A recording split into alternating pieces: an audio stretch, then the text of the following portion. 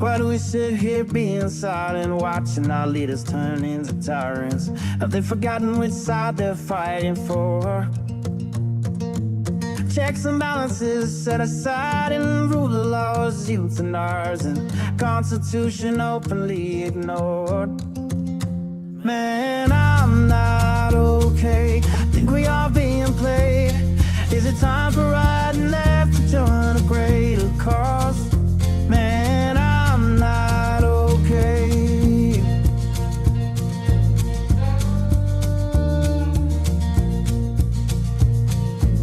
The rich claim to be victimized just to attack the marginalized. Is 1% really worth more than all the sick and poor? Always preaching about fellowship while planning their dictatorship. Now we've seen how all of this plays out before. Man, I'm not okay. Think we are being played. Time for you and I to join our country's call. Man, I'm not okay.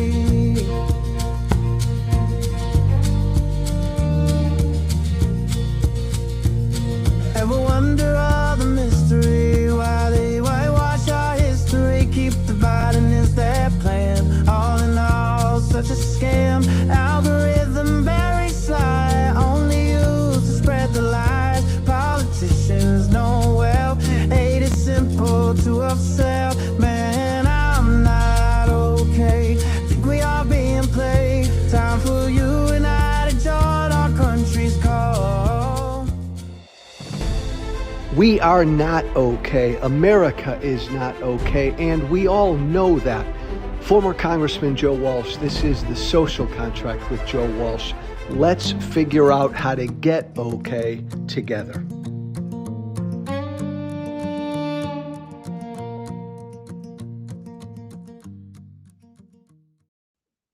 What are we even doing?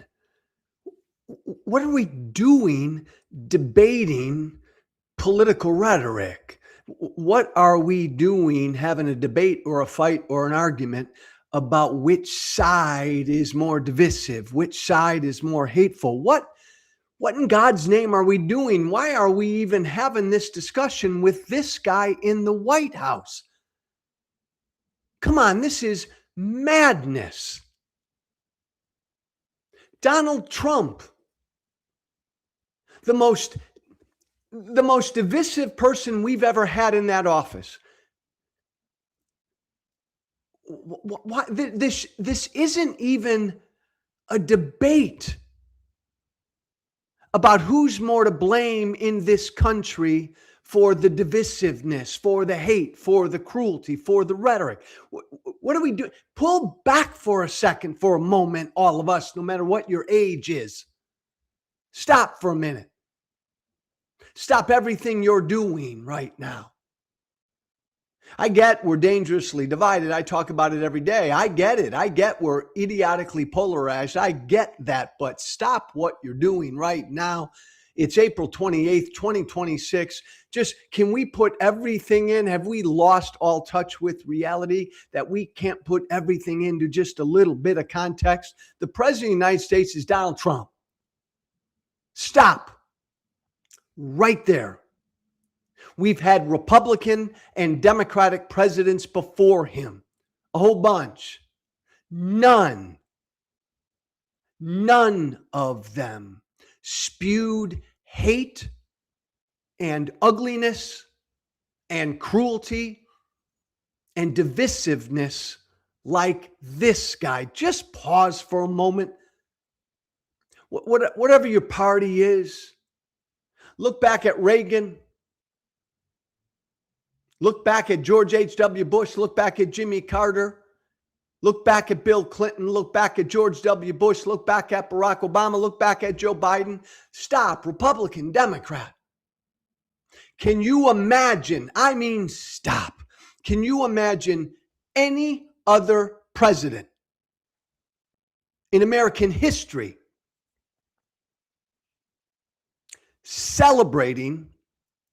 publicly celebrating the death of a prosecutor, Robert Mueller? Trump did that. I'm glad he's dead. the president said that. Context here matters. Can you imagine any other president posting that, saying that? Can you imagine any other president in American history publicly threatening to annihilate, wipe out an entire civilization of people? No, you can't. Republican or Democrat, you cannot imagine any other president ever doing that. Trump did that. Rob and Michelle Reiner are horribly murdered. Trump comes out that night and blames them for their own deaths.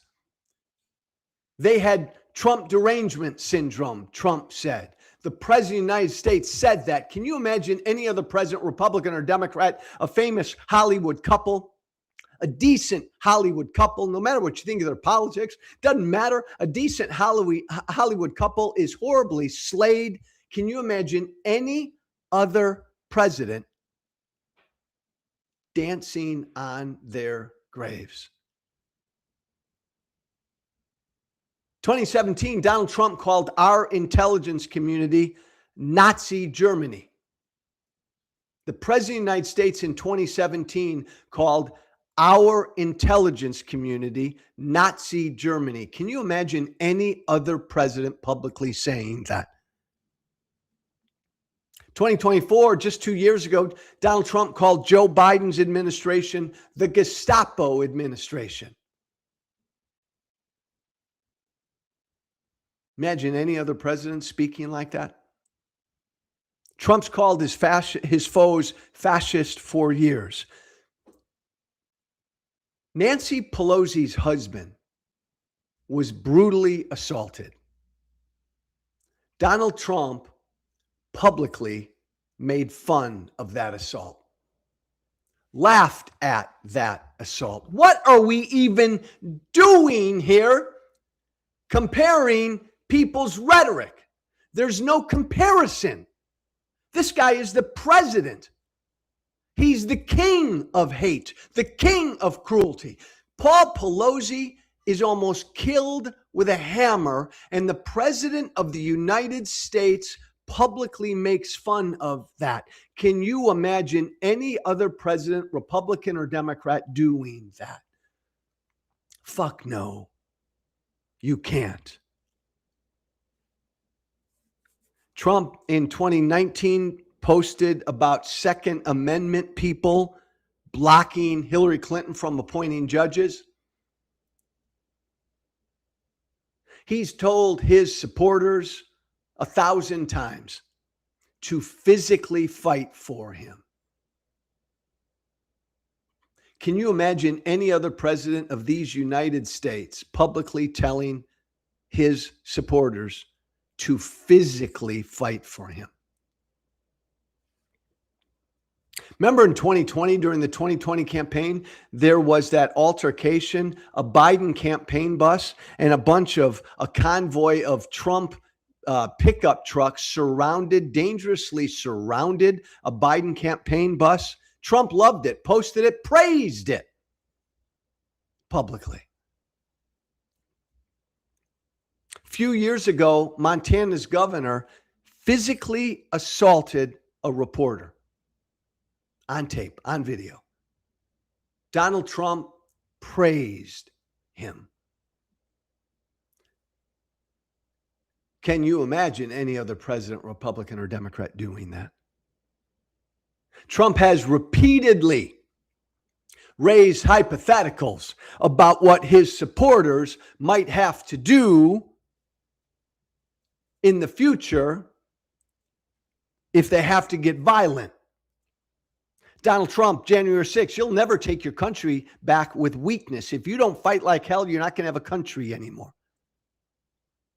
Trump, when he was indicted, said there will be potential death and destruction in our country now.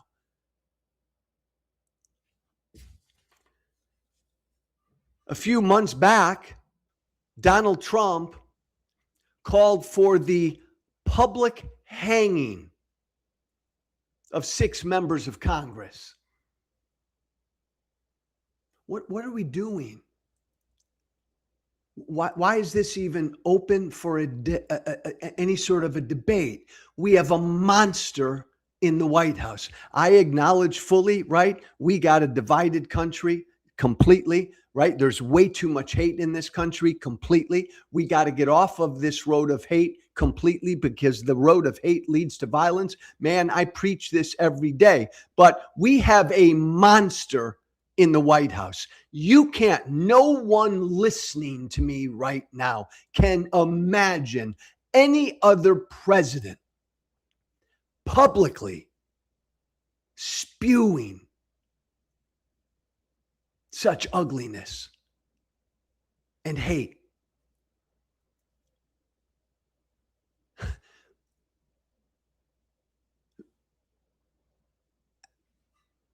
All of you. Nancy Pelosi's husband is brutally assaulted, and Trump publicly makes fun of it. It's hard to think of any other human being who would do that, much less an American president. An American president puts out a post, "I'm glad Robert Mueller is dead." Forget about another president doing such a thing. You can't imagine almost any other human being doing such a thing. What are we doing on April 28th, 2026? We have a fucking monster in the White House. As long as he is the leader of the Republican Party, every time Republicans bring up, tone down, dial down your divisive rhetoric, Dems, fuck them, laugh at them, respectfully laugh at them, ignore them. There's a monster in the White House who is their party leader. He called for General Milley. He publicly called for General Milley to be executed for treason. A few years back, he posted a picture of himself, Donald Trump did, with a baseball bat, about to bludgeon New York City DA Alvin Bragg.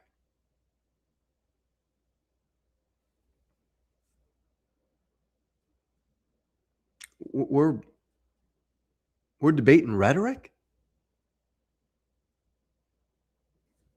He's called his opponents vermin, terrorists, demonic vermin, famously called the media the enemy of the people, evil fascist Marxist, called Biden treasonous animal, a degenerate lowlife ruining this country.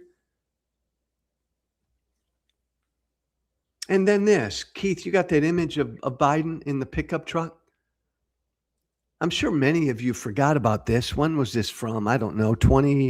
Thanks, Keith. 2024. Donald Trump posts an image of then President Joe Biden hogtied in the back of a pickup truck. Kidnapped, hogtied. Maybe on his way to being killed. Donald Trump posted this image. What are we even doing? Comparing people's records on rhetoric. Thanks, Keith. What are we doing? We have a monster in the White House. I think, and I've said it before, he's evil. And it clouds this entire debate, right? I wanted to run through some of that.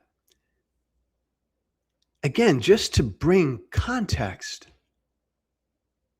For 11 years, Donald Trump has said things that no other American president of either party would ever say, and very few human beings would. There's no greater purveyor of cruelty and hate and ugliness and divisiveness than Donald Trump these past 11 years. It's not even close. We have a monster in the White House. He's evil. And we have a problem. The entire country's divided. And I've said before, and I believe it, and I hold to it. Donald Trump did not create the divide in this country. He did not create this broken country. He did not create our broken political system. Donald Trump's the ugly child of it all. Donald Trump is the ugly, horrible consequence. I get that. He's the symptom. He's the consequence of how broken and divided we are. But we can hold both thoughts in our hands. Right now, we're too divided, and there's too much hate being spewed in both directions, right? We get that. We understand that. But we must never lose sight of the fact that we also have a monster in the White House. He's evil. And we need to work on the divide. And we need to try to bring both sides together to at least getting them to understand each other. We got to tone down the rhetoric, all of that. But understand, the monster in the White House ain't going to do any of this. I mean, that's what's scary about this moment. This great, good, decent country has evil in the White House.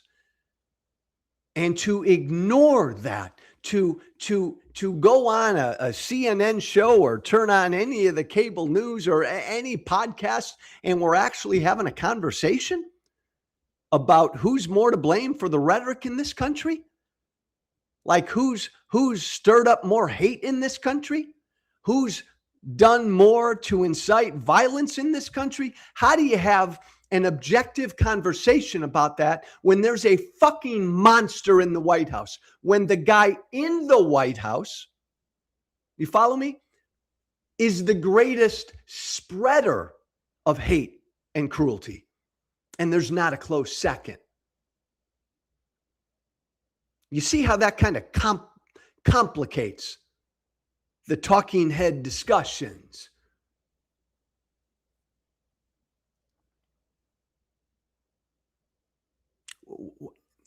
What are we doing? We have a country. We are going to have a country when Trump is gone, and it's a country that needs to be healed. But my God, to ignore what's in the White House while we set about trying to do what we can to heal, because the guy in the White House, the monster, he's a monster. Nay, I don't think he's human. He's evil. He's the leader of one of our two major political parties. A political party, by the way, my former party right now, which is wholly captive to him. Completely captive to him. And so they do the monster's bidding. And this skews everything we talk about. This is why it's so dangerous. There's a monster in the White House who all of us are down here debating and talking and arguing about which side committed more violence and whose rhetoric is the worst, when up here sits the monster dwarfing that entire conversation. Because nobody throws more ugly, hurtful, evil shit against the wall every day than he does. And look, Republicans got to live with it, and many Republicans know it, but they won't say it and they can't say it. But every time everybody else, a Republican, even thinks about saying to Democrats, tone down the rhetoric, very respectfully tell them to get lost. And just tell them you have a monster in the White House. You got the king of hate. I mean, we've got the king of hate in the White House. We've got the king of cruelty in the White House. We've got the king of divisiveness in the White House. See, here's the deal. It's always been his road to success. He's a monster, but he succeeds and he does well when he divides us as a people. That's how he wins.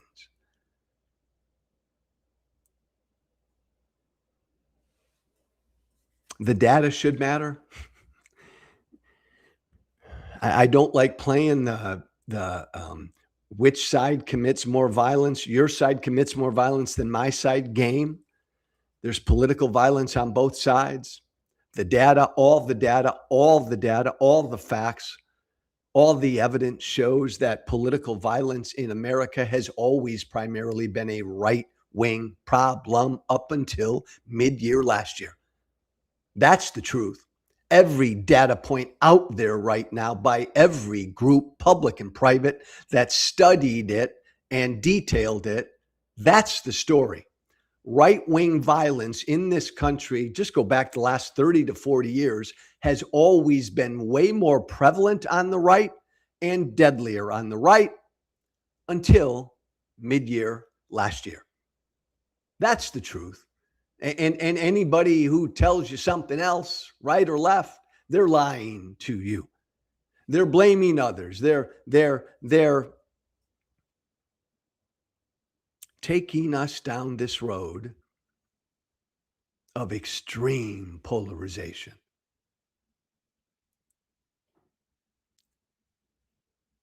I'm asked a bunch about what I think the future is going to look like, what these next few years are going to look like. And I'm honest. I think we're in for some dark, dark, dark times. Because what happened Saturday night, it's the reaction again to what happened Saturday night. Right away. In this case, Trump and his people, the right, because Trump was the target of this violence, right away, they take their brush and they say the whole left did this. And right away, we go down that road.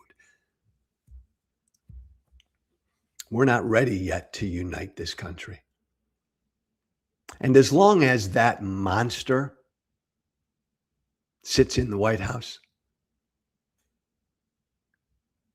as long as we have a president who is evil, and by the way, Laura Trump and anybody else, just a reminder, this is America, right? I have a right to say what I believe.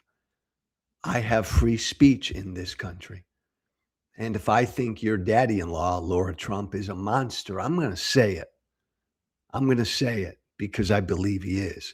And this is that funny kind of a thing, right? Where Trump's out there every day for 11 years, hurling insults, spreading hate, inciting violence. And then the minute someone attempts an act of violence against him, all of a sudden, all the Republicans say, tone down your rhetoric, everybody. Stop calling Trump a traitor. Stop calling Trump a bad president. Stop calling Trump a fascist. When he's out there every day, the monster is calling people the worst things under the sun. So fuck no, I'm not going to play that. I'm not going to play that. I will continue to say what I believe about Trump, and everybody should be. I believe he's a traitor to this country. I believe he's a monster. I believe he's our country's enemy. And by the way, again, just a reminder, he tried to overthrow an American election. What do you call an American who tries to overthrow an American election? What do you call an American? Trump right now is attacking our 2026 midterms, and he will continue to attack our 2026 midterms right up until those 2026 midterms. What do you call an American citizen who attacks our elections? A traitor, our enemy. So I stand by what I say. It's this dichotomy. We have a monster in the White House. And that needs to be confronted. And at the same time, we need to do what we can, all of the rest of us on all sides, to try to lower the temp. Absolutely. I'll call Trump a monster every single day. I do not speak that way about Trump voters, Trump supporters. Never will. Hey, can I need to go off quickly on something else. Keith, you got a picture of whatever that stupid illegal ballroom might look like? The ballroom, Trump's ballroom. You know, the thing now everybody's talking about, that it's some sort of security thing. The ballroom, the ballroom, the ballroom. Okay, Keith, there it is. Get rid of that picture. Thank you, man. Appreciate it. Let me be really, really clear about this ballroom. And again, right? It was all going to be privately funded. Now you got Lindsey Graham out there yesterday and other Republicans saying we got to publicly fund it. Let me be clear about something. Donald, let me be clear about something, because I'm still of the mind of what I've been saying now for months, ever since last summer when Trump put this ballroom idea in front of the American people. I said then, and I've tried to say every day, but I've fallen off that wagon. Whoever the Democratic nominee is in 2028 must pledge publicly that if and when elected, he or she will tear down that fucking ballroom on day one. I mean it. This is not hyperbole. This is not rhetoric. This is not just to get some clicks. I mean it. If I were the Democratic nominee in 2028, damn right, that would be right there on the top of my platform. I would tear Trump's ballroom down, whatever state it is in. Let me be really clear, because this matters. Trump did not have the authority to tear down the East Wing of the White House. He did not. He does not have the authority to build a ballroom. He doesn't. Period. And the courts, by the way, ruled this way, and it's still working its way up into the higher courts. He doesn't have the authority, right? And I'm so tired of us saying that about every fucking thing Trump's done the last 15 months. He doesn't have the authority, but he goes ahead and does it anyways. No, stop it. That's why symbolically but meaningfully, this is so important that if he ever does build half of that ballroom or the whole damn thing, it's coming down. He never, ever had the authority to do it.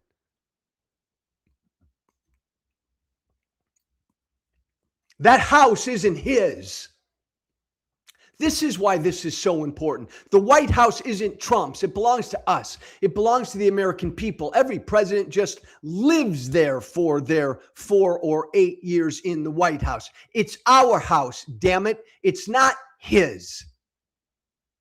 We don't do palaces in America. See, Trump wants a palace. We don't have kings. We don't have queens. We don't have royalty. We do not do palaces in America. I do not want a fucking palace on the grounds of the White House. The people's house was never meant to be a palace on those grounds. Think about it. This thing that Trump wants to build is like 3.5 times the size of the White House now. Fuck that.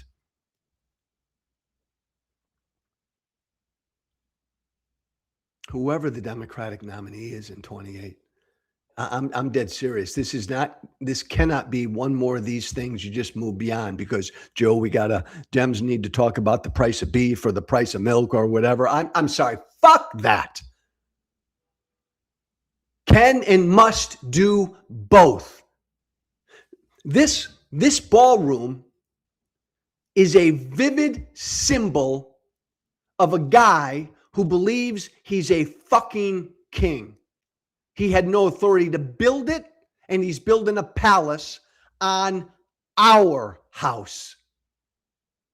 I can think of, his name needs to be gotten off of every fucking building he's put his name on. I can think of no more important move for this country to make, the next Democratic president to make, than to tear down whatever that ballroom is. It's beyond a symbol. It is a ugly, garish, memento of a dictator. This reign of Trumps, it has to come down. And I'm just so damn afraid that Democrats running for the White House in a year or two won't even talk about it, because they're going to be advised to talk about the price of beef instead.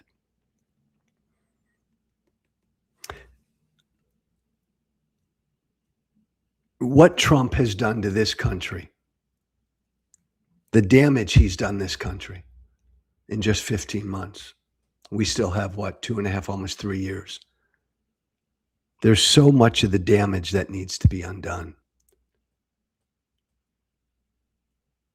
But we can't let him get away with permanently building something he did not have the authority to build, and building something on our grounds that the American people don't want. A palace. It has to come down. Final thought. It's so hard. Sometimes it's so hard even to do a short show, 30-minute show, because I'm bouncing from a couple of very disparate things I want to cover. I sat down last Friday, one of my Hope Not Fear Project conversations. I went back to my home congressional district back in the northwest suburbs of Chicago, and I purposely sat down with 12 Trump supporters from my old congressional district. I wanted to have a conversation with them. I wanted to understand, really understand what they're thinking and why they think what they're thinking. I wanted them to understand why I've done what I've done, why I think the way I think. I mean, every 2 weeks, I'm putting people in a room who disagree. Well, Friday, I put me and 12 Trump supporters in a room. And based on the hour and a half, 45-minute conversation, man, there ain't hardly anything we agree upon. But I bring it up because it was still a super interesting conversation. And it was a revealing conversation. And even though I engage with Trump supporters every day, and I have for years, I learned a few things. I hope they learned a couple things too, but I learned a few things. I'll tell you one thing that jumped out at me and startled me. Nah, it didn't startle me. Maybe a little. Almost to a man and a woman. Every one of the 12 Trump supporters from my old congressional district told me that Fox News now is left-wing media. They all believe that Fox News is now media of the left. They explained why. It was fascinating. Just gives you some perspective of how entrenched and even further, I would say, radicalized some of his hardest supporters are getting. Regardless, it was a really interesting conversation, and we listened to each other. Look, you're asking me, yeah, damn near the whole conversation was respectful. Yeah, it got heated. Yeah, I even got a little heated at times. Yeah, it got a little contentious at times, but no, overall, it was very, very respectful. And overall, at the end, all of them appreciated coming. I appreciated them coming. They wanted to be heard. And I really appreciated the fact that they wanted to be heard, and they appreciated being heard. Conversations are important. HopeNotFearProject.org. There it is right there. HopeNotFearProject.org. We will put that content out shortly. Not today, but shortly, coming up. hopenotfearproject.org. Check it out. Go to that website. Check out all the conversation material we have up there right now on that website. I want to make a quick mention of Paxos. I don't speak of it enough anymore. I need to. We had spoken about Paxos so much because we'd been working on it for the past number of months. The Know Your Rights tool for every immigrant and citizen in America to fight back lawfully, legally, practically against what ICE is doing. It's been out there now in the country for about a month and a half, and a lot of people are using it. And we're just getting really great feedback and anecdotal information from immigrants and citizens who are using it. Paxos.app, there's the site right there. It's just a tool. It's just a tool to tell you what you can do in every single situation where you are confronted by ICE or might have to deal with or will be confronted by ICE. It's called Paxos.app. Check it out. It's free. This is a tool that's free for everybody to use. Most importantly, put it in the hands of folks in your community who you think would benefit from this Know Your Rights tool. My Substack, guys, Social Contract with JoeWalsh.substack.com. I'm a shitty promoter. I haven't promoted my Substack in so long. Hey, check it out. Everything I do, everything I say, everything I write, think, everything is there on my Substack, Social Contract with Joe Walsh, all one word, .substack.com. If you're thinking to yourself right now, man, I like Joe's voice, kind of crazy, but I like where he's coming from, man. I want to help keep that voice out there. If you want to help keep this voice out there, the easiest way to do it is become a subscriber to my Substack. That'd be awesome. Hey, my email, the social contract with Joe Walsh @gmail.com. That's all one word too, the social contract with Joe Walsh @gmail.com. Shoot me an email about anything that's on your mind. Have a good Tuesday. Be brave. Thank you for listening. Remember to listen, follow, and share The Social Contract with Joe Walsh on Apple, Spotify. Plus, don't forget to subscribe to The Social Contract on Substack. This has been The Social Contract with Joe Walsh.